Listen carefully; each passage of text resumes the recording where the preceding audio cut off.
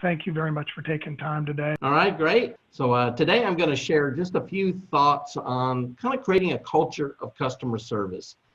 And I really believe that there's four cornerstones to any organization creating a culture of service. So we're going to just do a really quick pass through some of these key components. And they are the people, the leadership, processes, and systems. So that's kind of what we're going to dive into just for a few minutes here. And then, of course, any discussion, any comments people want to make afterwards, we'd love to share, your experiences and your thoughts. So I'm going to start with the people side of it. So, all these items are just things that are critical if you're going to have an organization that really thrives on customer service and creating that great customer experience. So, the first side on the people is your hiring and going through the hiring process. And I know so many people that don't take the proper amount of time to really recruit and process through their hires. And then they end up getting people that, boy, it's a lot more difficult to remove someone that was not the right hire. How many of y'all have ever experienced that, where you maybe were quick to fill a seat and then, boy, you had a challenge dealing with that person? So I always encourage people, take your time to hire correctly. And then secondly, on the people side is the onboarding. So onboarding, bringing people on and really educating them. And that doesn't mean just sitting them down at their desk and say, go, but it's really a full, well-rounded process of understanding your business, your company, all the different departments and who does what, and maybe even doing some job shadowing possibly. And then under the people side, you have the two sides of training, the job-specific training. Everyone usually does a pretty good job on that. We all do a pretty good job of training people on what their job needs are. Where we kind of lack sometimes are the soft skills. And that's everything like what we're talking about today, the customer service side, making effective presentations, handling conflict, communication, listening and email, and all those soft skill side of things. And then you have performance management. So this is a big part of the people side too, is how do you manage them? What's your review process? And I've worked with many call centers who, when I first started with them, they didn't really do a great job of managing this process, of really getting together and coaching their agents on how to work with customers in a more effective way. And then finally, on the people side, it's the career progression. So really what I call getting the highest and best use out of your people. So really, do you have a process in place to identify, who's the rising star and who maybe could move into a different area, who's got leadership skills? Sometimes we have a tendency in call centers to promote people to level 2 based on how long they've been there. And sometimes a really good level 1 agent does not make a good manager or supervisor. So really making sure you've got a process to identify what their skills are and what you're doing there. So that's the people side.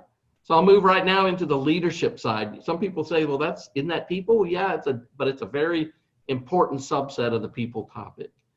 And leadership, I always say it starts at the top. I can get a pretty good feeling for what type of leader an organization has, any type of organization, by spending some time with their employees. Because really the leadership, dictates kind of what's going on at the call center. So modeling service, do they, when they get on a call, when they get something escalated to them, do they demonstrate great customer service skills? Holding employees accountable, assessing and doing the coaching for employees. And then empowering your employees.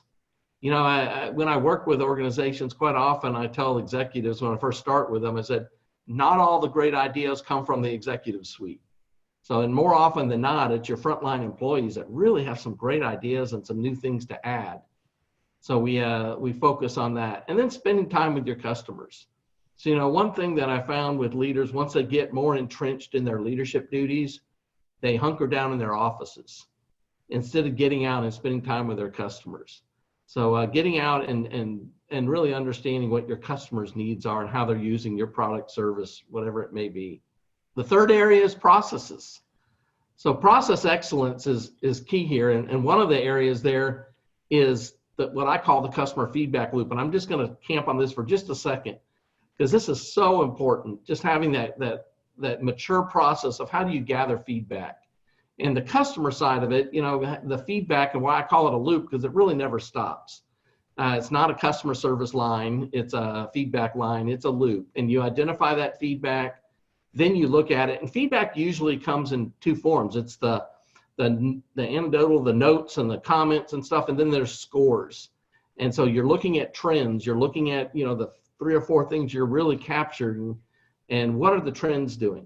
I had one client who we did some surveying of their clients, and they had really horrible scores on their communication during a process that they were involved in. And so we really went and looked at that, and we made some improvements, and then we watched the scores, and sure enough, the scores improved. So looking at the trend lines, and then responding and recovering. And that's critical too, that getting back and acknowledging feedback from a customer. I had one client who I was implementing their customer feedback program, and we saw a very negative score come in, and I saw that, immediately got on the phone with my client and their customer service, their quality manager, and they were able to get hold of that client. And the first thing that client said was, boy, I didn't think anyone would read this. So, a lot of people just assume they fill out feedback and no one's going to look at it, but we got on it, repaired it, and this ended up being $1 million customer for this client that was about to take their business to their competitor because of a fairly solvable issue that had happened. So, really doing that. And then the last part of the feedback loop is adjusting your product and service. So does it make any difference? And I do a lot of work helping organizations figure out how to survey clients. Because, the big long surveys, no way you're going to get people to respond to that. So having very short surveys, and I always ask people when we're going through their questions on their survey, if you got a particular score in this area, what are you going to do? And if they don't have an answer for how is that score going to impact them in their processes and how they do things, then they probably shouldn't be asking. Why waste the customer's time and effort to give feedback if you don't have a plan for doing something with it? So that's kind of the whole customer feedback loop and walking through there. And on the process side, one of the things that I encourage people to do is what I call think fresh. Constantly ask yourself, why are we doing something and what value is it adding? I get a lot of people that, when you ask them why you do something, what you hear more often than not? We've always done it that way. And so I always say, if you don't have a good answer to that question when an employee asks you, why are we doing it this way? Then you need to go figure it out. I want to tell a quick story about this to drive this home. So there was a grandma and grandpa who had charge of their 3 grandkids as ages 6, 8, and 10 for a long weekend. And they decided, after church on Sunday, they were going to drive out in the countryside and take the kids for a little drive and just kind of take a little time. And so they got off the freeway on this brand new exit they'd never been down before, and they drive down this exit, and they're going around this a beautiful tree-lined esplanade, and they're going around these bends, and they go around this turn, and there's this big sign that says, warning, you are now entering a nudist colony. And the grandma turned to the grandpa and said, Henry, turn around. He said, well, I can't. There's nowhere to turn right now. I have to wait through a cut through. And the grandma was all stressed because she didn't want to explain this to these kids. And so they go a little further, and sure enough, they go around the next bend, and they see 3 bicyclists coming at them. Yes, from the nudist colony. So they see these 3 bicyclists coming at them, and the grandma's, Henry, turn around. I don't want them to see this. And Henry's like, I can't. Just pray they don't see them. And so they go around a little closer, and then you hear from the back seat, Grandma! And the grandma reluctantly turned around. They were pointing at the bicyclists, and she said, yes, honey, they're not wearing their bike helmets. Okay, so what did you think those kids had been told every time they got on their bikes? To put on their helmets, right? What do you think they missed in this case? The fact that these people didn't have clothes on. But so many times we get so ingrained in our work and what we're doing that we forget to step back once in a while and say, why are we doing this? And what value is that particular step adding? So doing that process review is really key. I think the systems side of things, having your integrated systems. I think probably the most important for call center work, and really for almost any organization now, is a knowledge base. Having a really good, concise knowledge base that's very searchable, preferably very directly integrated in with your ticketing system, but having a place where people can get the same answer to the same question, depending on who no matter who calls and who the agent is, and having, case management processes in place, and how do you engage with your social media side of your business? So I'm just going to wrap up my comments and thoughts with just a few thoughts. These are some things I tell, people when we're doing our training, and how others behave is a statement of their character. How you respond is a statement of yours. When I'm hiring agents and I'm coaching agents, I'm always listening and reviewing calls, and I'm looking for that agent that's not going to get upset. No matter how much someone's yelling at them, they're going to stay calm and stay, and so that's kind of the quote I use to tell them, just because someone's ugly to you doesn't mean you have the authority to do it back to them. And then really the point here I always talk about is that success in life and in business is not always about being right. We need to strategically pick which areas are we going to get really fired up about, which ones are we just going to let go.